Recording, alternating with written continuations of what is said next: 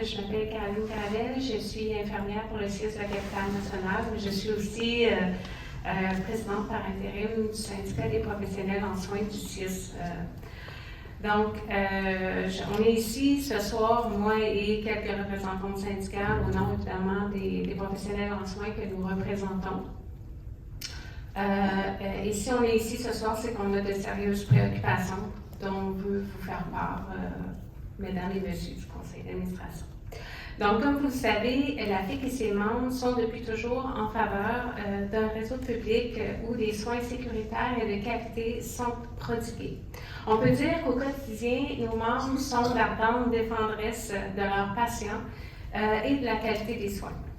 Elles le sont même souvent au détriment de leur vie personnelle, de leur propre santé et je dirais que la pandémie a vraiment mis en lumière cette réalité-là qui était pourtant là bien avant.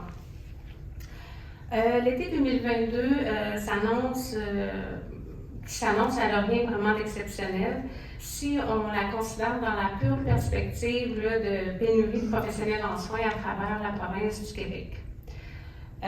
Malheureusement, à force de vivre cette pénurie-là, ou plutôt de survivre à cette pénurie-là, les différentes directions du CIUS semblent s'y avoir acclimaté et de l'avoir un peu normalisé. Or, cette pénurie, pour nous, elle n'a rien de normal, elle n'a rien de banal. Ses conséquences sont énormes, non seulement sur la qualité et la sécurité des soins offerts aux patients, mais aussi sur la vie de nos membres que nous représentons. Donc, évidemment, ce soir, on vient parler au nom de ces infirmières-là et inhalothérapeutes. L'été 2022 s'annonce difficile. Je pense que j'apprends rien à personne ici. Par contre, ce qu'on peut dire, c'est que depuis mars, on interpelle différentes directions du CIUS afin de pouvoir discuter des enjeux et des défis de l'été 2022. Des mois à relancer et à attendre. Pour certaines directions, je dirais même que les réponses sont venues très récemment, au début du mois de juin. En juin, pour discuter d'enjeux estivaux.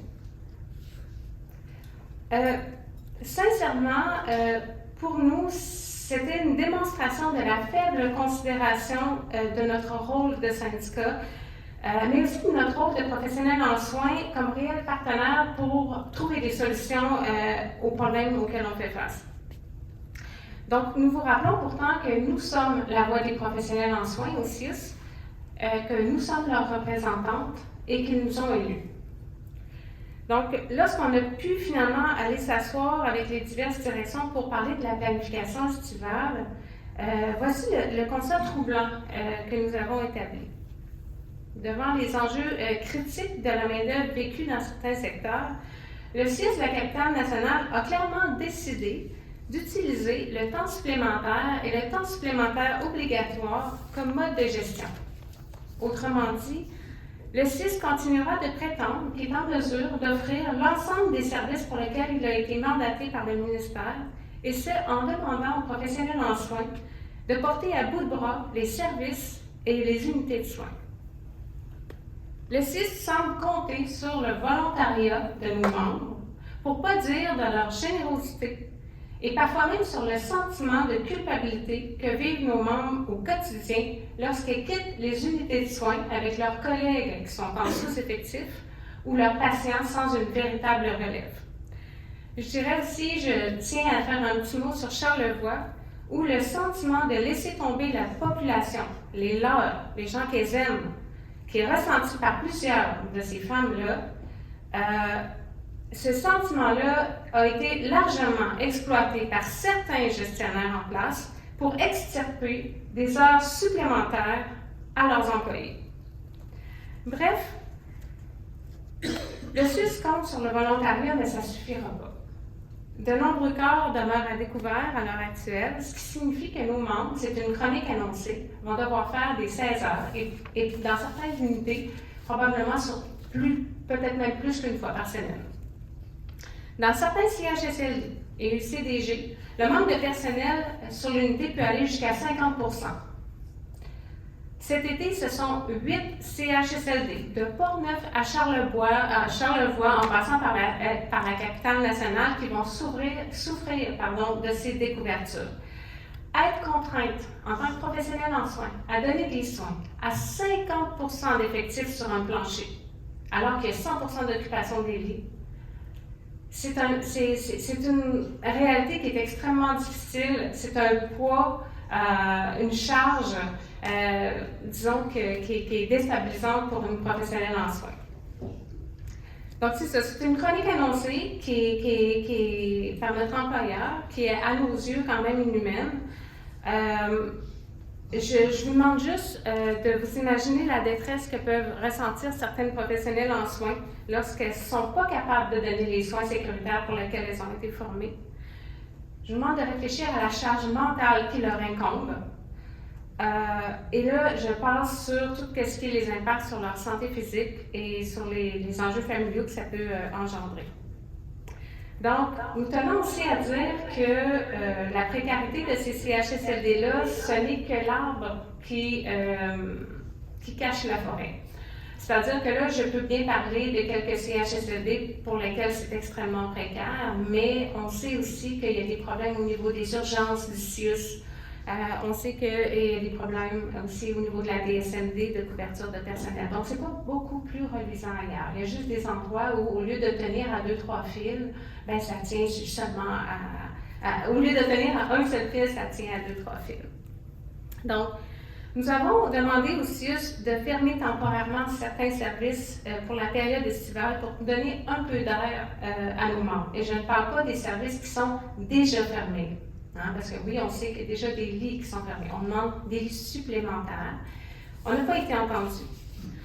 On a demandé aux CIUS de prendre exemple sur d'autres CIUS de la province du Québec, où ils ont davantage modulé les services de la période estivale, fait des fermetures.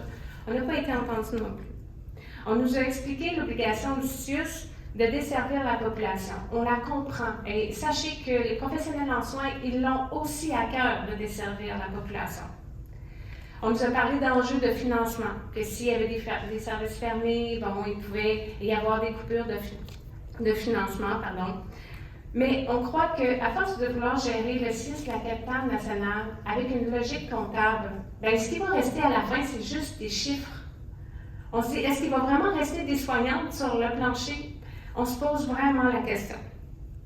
Donc, en tant que représentante syndicale, on ne peut pas faire autrement que de constater les statistiques actuelles d'invalidité qui sont extrêmement alarmantes, le niveau d'épuisement de nos troupes suite à la pandémie, la détresse psychologique vécue par certaines de nos membres lorsqu'elles sont confrontées à de multiples temps supplémentaires obligatoires.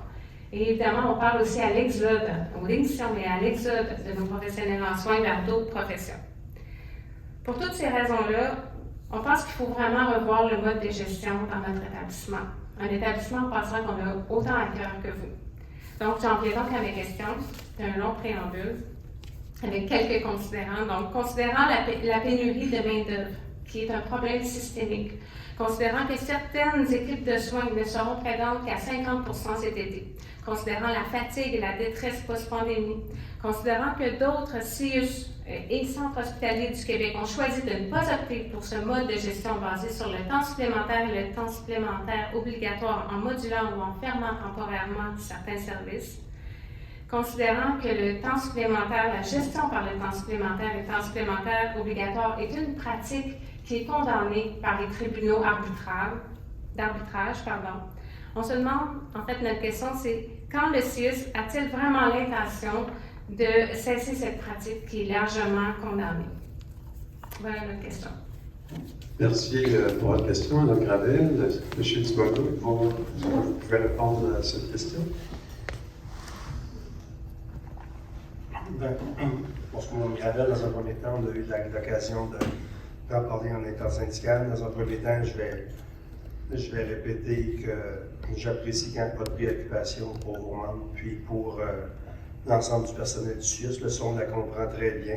Il y a certains éléments que vous amenez que je vais être intéressant à ce qu'on reparle, parce que je sais qu'en intersyndical, on parle de conserver l'équilibre entre le maintien de l'offre de service et comment on s'occupe de nos gens aussi. Il y a certaines actions qui sont en cours. Je comprends que ce n'est pas pleinement satisfaisant. J'entends en même temps, parce que la dernière fois qu'on s'est parlé, il y avait certaines directions là, que vous souhaitiez avoir accès. Ça, j'entends que c'est fait, même si ça a été fait sur le temps. Là. Donc, tout ce que je peux dire, c'est que c'est sûr que dans certains établissements qui ont entre autres des hôpitaux avec beaucoup de lits, bien, je ne dirais pas que c'est plus facile, là, mais il y a comme une marge pour fermer certains lits sans trop hypothéquer l'offre de service à la clientèle. Nous, comme on est étendu beaucoup sur des territoires avec de plus petites installations, c'est un défi qui est majeur. Je partage la lecture que je vous avais parlé tantôt en séance plénière, à quel point c'est fragile pour les gens de la catégorie infirmière, mais aussi pour les autres catégories, puis au niveau médical. Et on gère ça en toute précaution. Normalement, ce qu'on a mis comme ligne de conduite, c'est TS volontaire, MOI, ce qui est un mal aussi qu'il va falloir régler un jour, et TSO en dernier. Sauf que c'est certain qu'on va avoir, ceci étant dit, c'est certain qu'on va avoir besoin de la collaboration de tout le monde pour maintenir les éléments. Ce qu'on a convenu, c'est de travailler avec vous autres pour essayer de trouver des solutions plus pérennes pour les années suivantes. Et ça, je m'y engage, on va se l'adresser. Et je sais que l'intention est bonne et je connais votre dévotion pour la clientèle aussi, là, donc je veux le reconnaître, mais je suis d'accord qu'il faut qu'on trouve des solutions.